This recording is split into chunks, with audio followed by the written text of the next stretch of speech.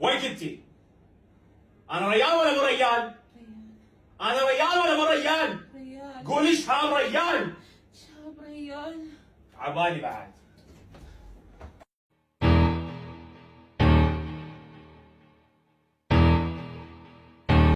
ماشاءالله به مادر زنم. ماشاءالله بگین. شما به عضله نشون میدین عضله رو. واو ببینید بگید ماشاءالله. هر موقع مادر زنم رو دیدید حتما یه ماشاءالله بگید. بچه گردنش تازه آمپول اینا زدن دیگه. آره درسته شما رفته بود زدین. ماشاءالله ماشاءالله.